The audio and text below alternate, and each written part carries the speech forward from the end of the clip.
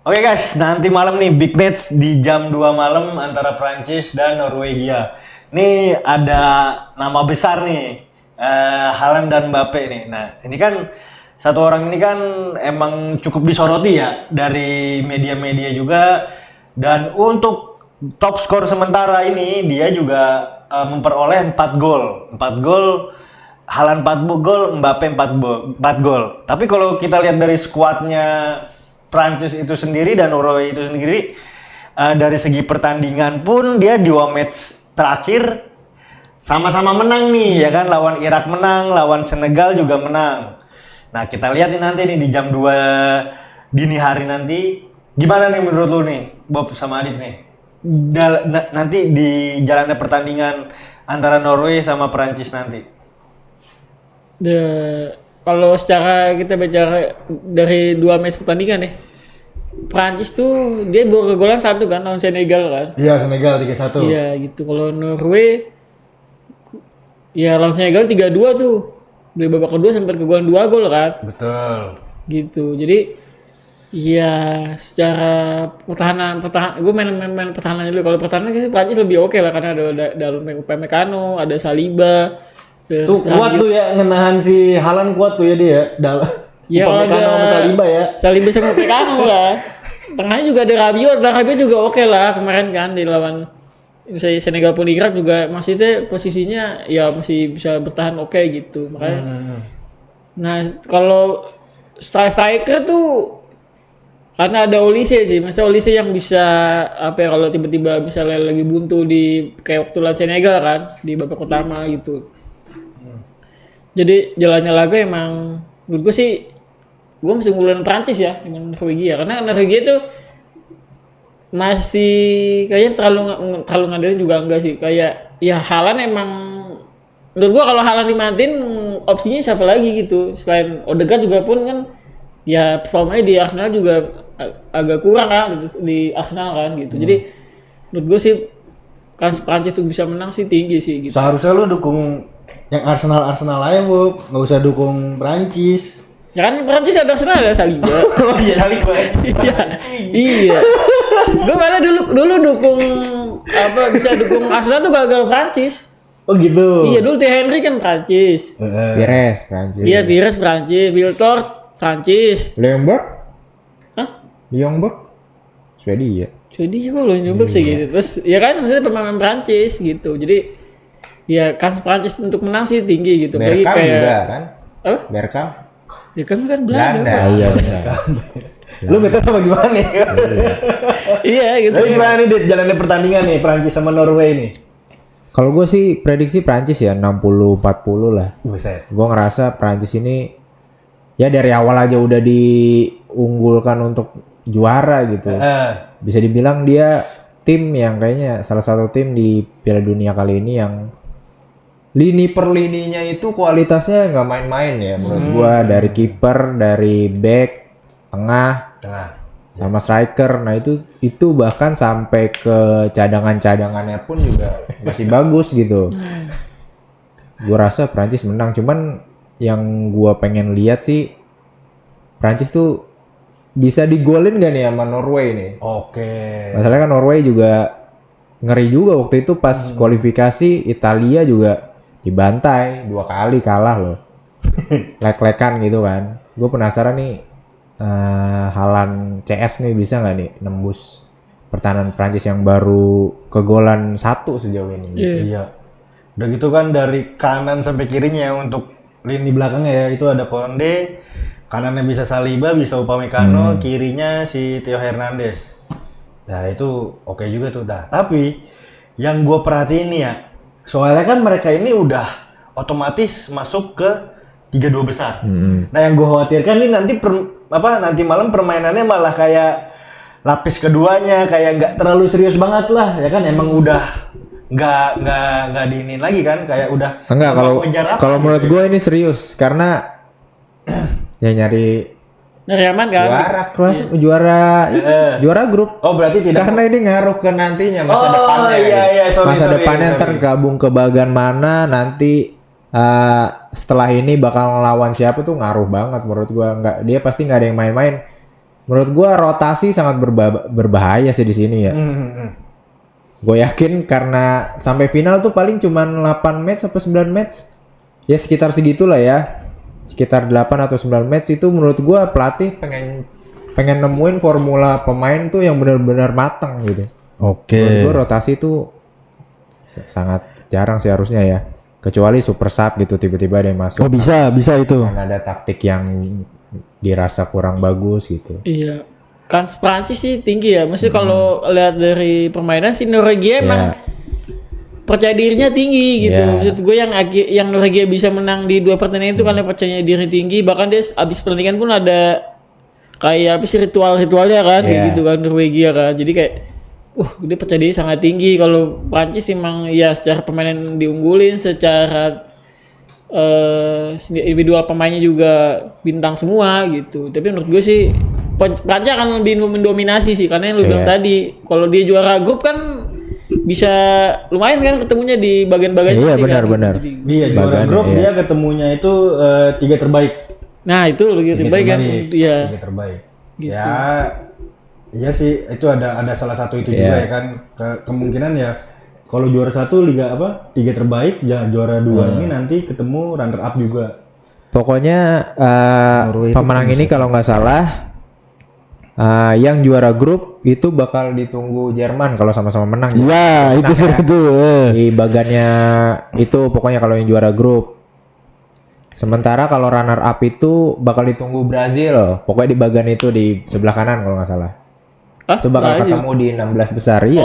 Soalnya kan kalau runner up ya, kalau runner up ditunggu Brazil, kalau juara grup ditunggu Jerman gitu. Di babak 16 besar. Kalau di knockout kira-kira Prancis antara Brazil dan Jerman. Antara Brazil dan Jepang, sorry, ya kan? Iya, maksudnya kalau dengan itu asumsinya menang lah 2 tim kuat ini gitu. Berarti 2 ini udah ditunggu sama Pantai Gading ya kalau nggak salah ya? Berarti maksudnya tuh kalau juara grup kan ke kiri. Ngerti gua. Kalau dia sama-sama menang nih, dia kan karena kita taunya ini 2 tim ini kuat lah ya. Kita anggaplah 2-2 ini lolos ketemunya di 16 besar. Maksudnya itu tuh udah ditunggu di 16 besar gitu loh. Sementara kalau runner up 16 besar itu ditunggu Brazil gitu. Kalau 32 besarnya misalnya ketemu siapa? Gampang lah. Hah? 32-nya ketemu kalau yang kanan tuh kan runner up. Enggak, kalau Prancis nanti menang nih di Norwegia itu kalau juara grup tadi ketemu siapa, Bang?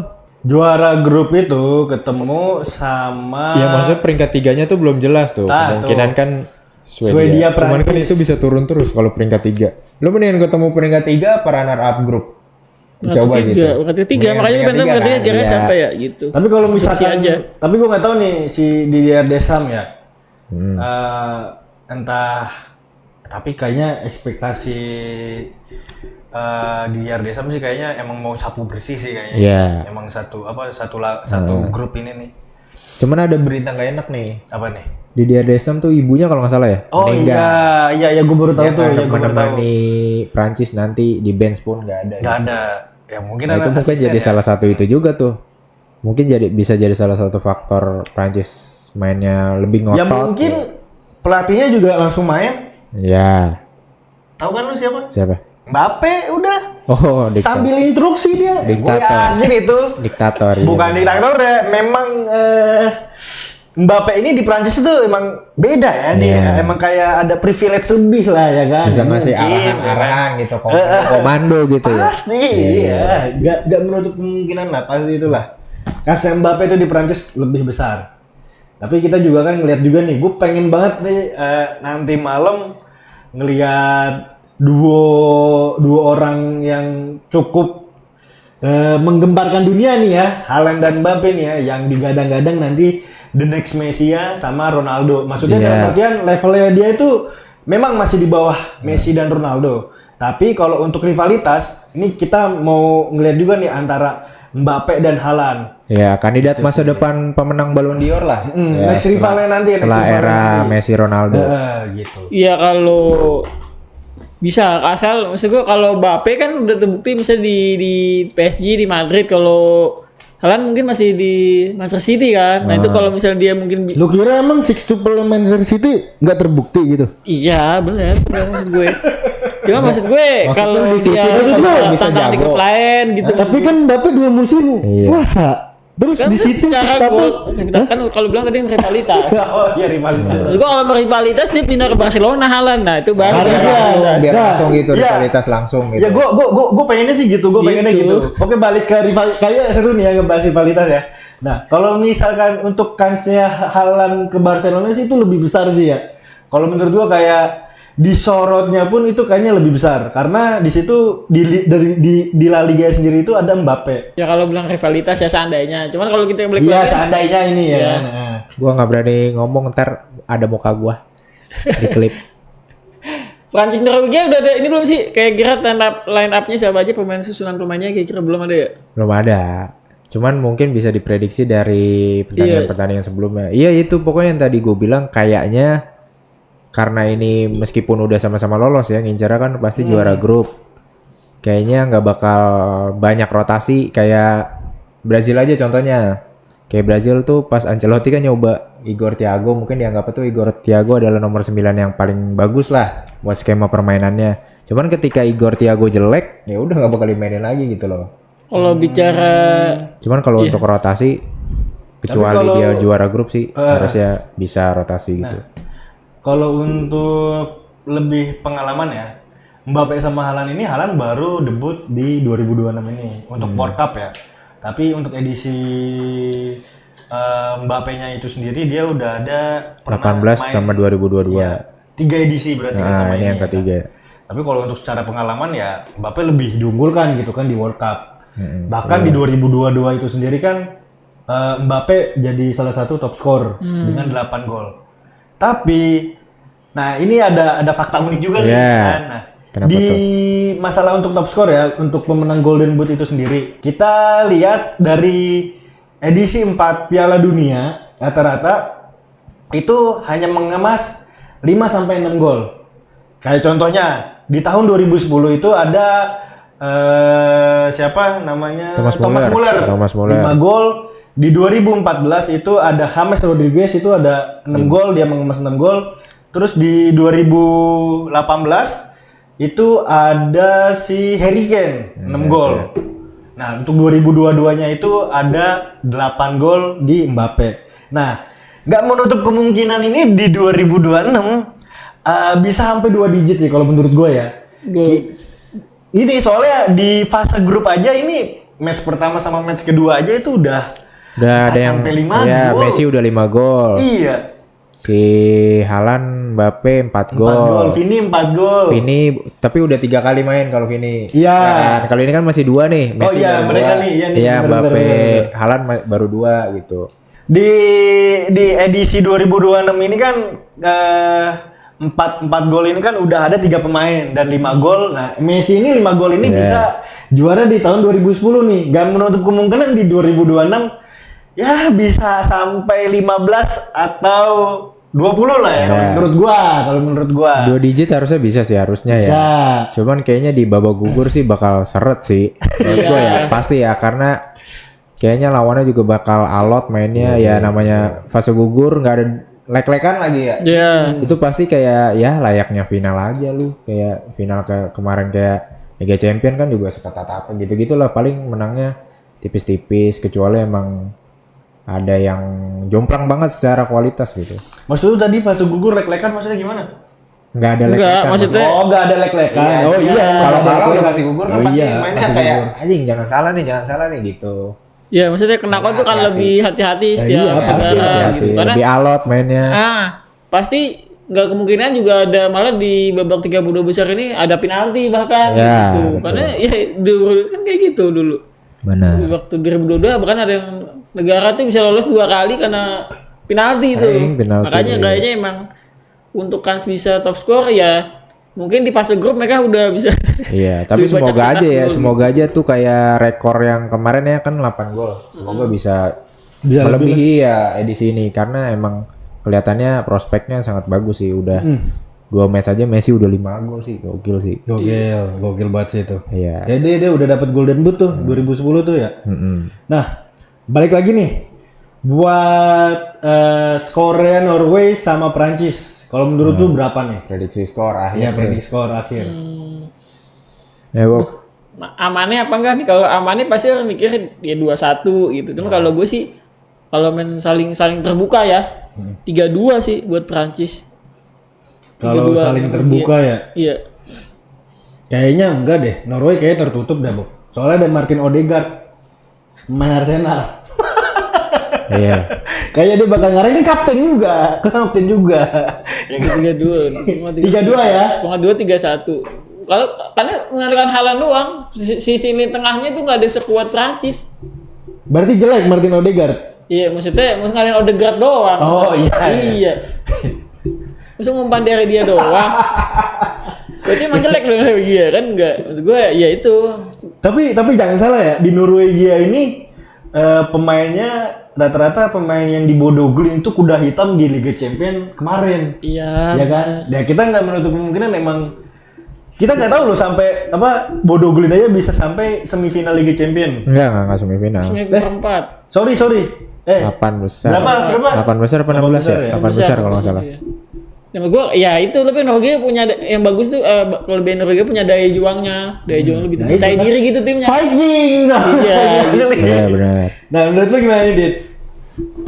Norway, Prancis. Gue tuh masih bingung antara Prancis tuh kegolan apa enggak gitu. Gue yakinnya kan Prancis bakal menang, cuman Prancis tuh bakal kegolan. Kalau kegolan susah sebalikin lagi enggak gitu. Gue mikirnya gitu aja karena prediksi skor gue tuh ngaruh sama pemikiran gue itu. Paling gue mikirnya nggak bakal kegolan sih. Kayaknya nggak bakal bisa ditembus. Kayaknya 2-0 dia bisa Prancis.